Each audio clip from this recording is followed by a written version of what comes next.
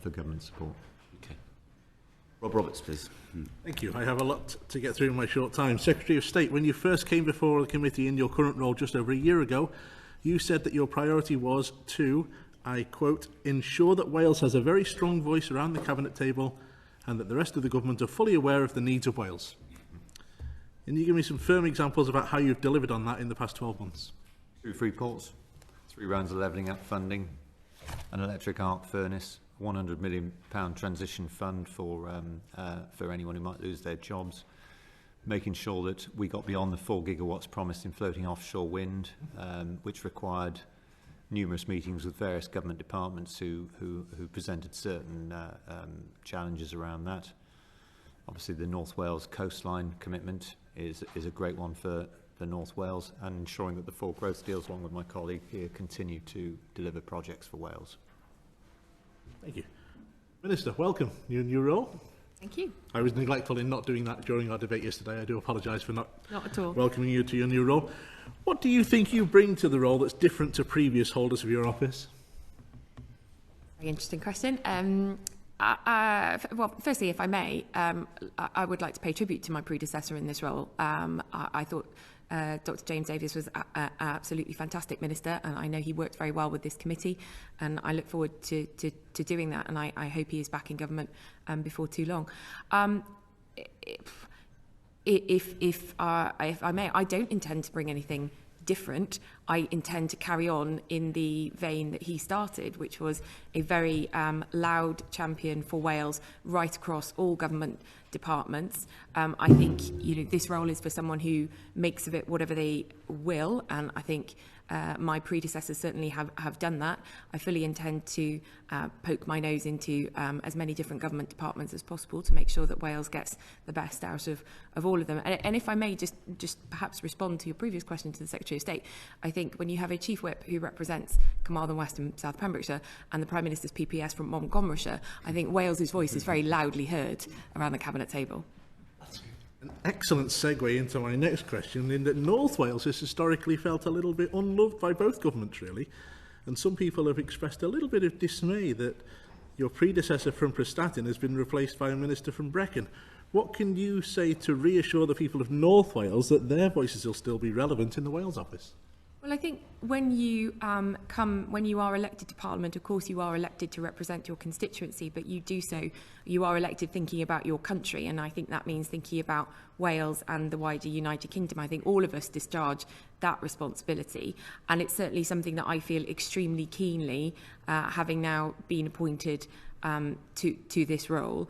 I have been to North Wales already. I made it a priority to get there as early as possible. I have a very close relationship with the North Wales regional growth deal, and I've made that a priority to focus on in my current role. So I think it is incumbent on whoever's in this job to make sure that they work for all of Wales, and I would point out that Montgomeryshire is quite far north. Thank you. Right, Secretary of State. Can you give me 3 ways that the lives of people in Wales have been enhanced and improved through devolution? Oh, through devolution. Well, it's easier sometimes to get hold of a Senedd member than a Member of Parliament by dint of the fact that they're more likely to go back to their constituencies. People's lives have been enhanced by the fact that they voted for in 2 referenda for a Senedd and then subsequently for a Senedd with lawmaking powers, and the UK government has delivered exactly what people voted for in a referendum, which I always think is a good thing.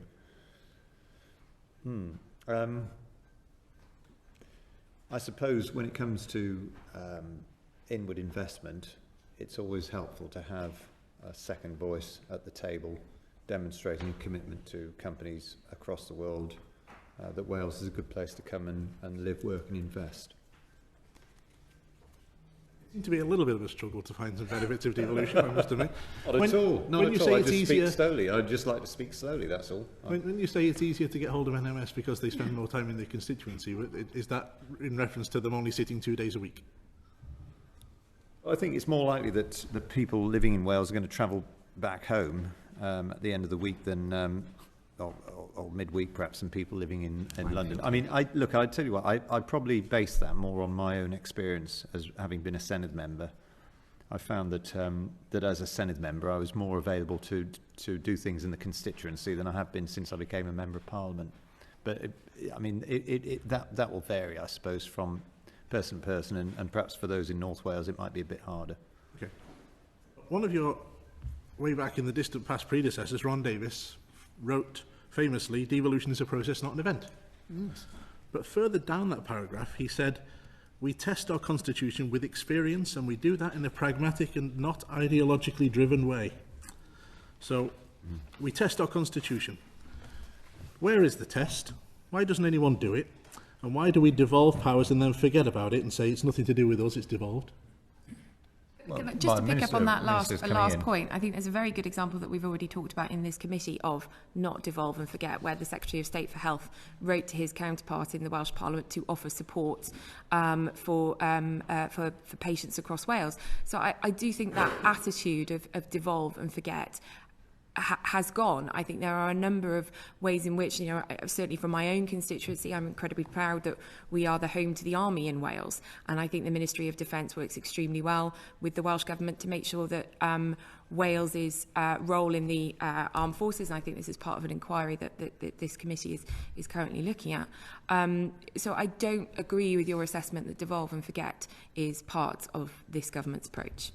I think if I may add, though, Ron Davis made an interesting point when he said it's a process, not an event. And I think he's right about that. It's not necessarily a process that I'm enthusiastic about, but what we've seen ever since 1999 has been a sort of cycle of the Senedd members accepting, the Labour government accepting what they've got, and then suggesting that any failures are down to the fact they need some extra powers, and then setting up an allegedly independent committee of the great and the good to go around Wales, that use it at great expense, to hear from people telling them that they need more powers, and then coming back saying we need more powers, and then getting more powers, and then the whole thing starts all over again. And we're in one stage of that process at the moment where we're about to have a committee coming back to us, reporting back, I think, in a few weeks, and they will tell us, and I'll make my prediction now, that if we hand over justice, policing, and a few other things to the Senedd, then everything will be fine, and a much better job will be done. And that's, I suppose, what's going to happen. We could have saved 2 years' worth of work by just writing the report out for them, because we all know what it's going to contain. Are you going to confirm at this point that there are no plans from the UK government to do that? Correct. There are no plans whatsoever to devolve justice to the Senedd. I think what the Senedd should be doing is concentrating on using the significant powers that it has in devolved areas such as health and education to bring about improvements, and not spending, as they're about to do, over £100 million on creating extra Senedd members and demanding extra powers on things that they don't currently control. Trust the people of Wales to make decisions about how their country's run? I trust people of Wales and the United Kingdom to make the right decisions. Yes, of course, that's democracy. And although sometimes we may find ourselves in a different place, we respect the fact that a majority voted in a certain way. That's why it was so disappointing for me, having accepted the result of 2 referenda on the Senedd, that the Senedd weren't willing to take the same positive view when the people of Wales voted to leave the European Union. Given that you trust the people, I'll be presenting a private members bill later on to establish a referendum to let the people of Wales decide whether they want to keep it or not. Will you back that if you trust the people of Wales to make a decision? No, I wouldn't. I'd vote in such a referendum, of course, but I don't think we need to necessarily reopen that constitutional question. People have voted twice for a Senedd, and just as I wouldn't welcome a second referendum on Brexit because people have made that decision, I don't think we should be doing the same thing with the Senedd. I did vote against it, but I fully accept a majority voted in favour of it, and I have a democratic duty to accept that, to rejoice in the fact that, sometimes we have to accept that being on the wrong side, or perhaps being on the losing side of a referendum or an election, is the price that we pay for living in a democracy, and it's a really good price to pay. I'd much rather occasionally be on the losing side of a referendum or an election than to be living in a sort of dictatorship where you never get a say. So let's just accept sometimes we're not going to win. As you brought up Brexit, that was 2016 was a confirmation of having had the EU for the last 40 years, that the people got to decide whether we wanted to keep it or not. Now, having had the Senedd for 25 years, surely the people should be allowed to decide on the same basis, in exactly the same principle, whether we get to keep it or not. Well, except that we had a second referendum, I think in 2008. 11, sorry, okay, 2011, so even more recently. Very, very well different done, question. put me right, 14 very years different ago. Question. So I think, and in that second referendum, and I think Mr Lake will probably be able to have a better grasp of the figure than me, but it was overwhelming that people Very voted. different question. Well, yeah, but I mean, to me, yeah, it was fairly clear that people had accepted a Senedd by then. So for me, the issue isn't whether we should have a Senedd or not. I'll question the government. I'd much rather go back to people. And I mean, Mr Roberts, you're obviously not very impressed with the Senedd government, and neither am I. But the answer is to change the government and talk to people and say in a democratic way, we've had the argument about do we have a Senedd or not. Let's park that one. Let's have an argument about what sort of government we have. Let's have a democratic debate about that. That's what I think we should be doing. Do I have 1 minute to? One more minute. One. In the different topic entirely, in the autumn statement, the Chancellor announced an investment zone, joint bid between Wrexham and Flintshire, which was wonderful news. Can you confirm that that investment zone will have all the same benefits as the ones in England do? When do you anticipate it will be in force? And what benefit do you think it will bring to the economy of North East Wales? Well, I can't confirm it will have exactly the same benefits as England because that would be partly dependent on the Senedd.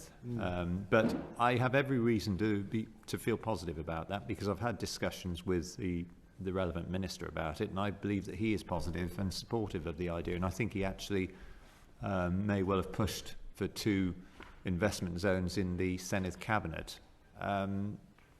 You know, and I'm not sure, and I think he went out of his way to persuade people of the case for it. So I'm pretty positive about it, but I can't obviously say 100% because it is down to the Senedd government. Do we know when it might be likely to be established? My understanding is it should be. I'd probably better write to him rather than tell him what I think. I think the answer is. I think the answer is early next year, but I will come back to him if I may, unless somebody wants to give me any inspiration on that. Not. I suspect the chair is about to. But it is partly going to be dependent on the Senedd anyway, but from our point of view, we want to move forward as quickly as possible. No problems. Okay. Thank you very much. There's quite a lot of chatter on social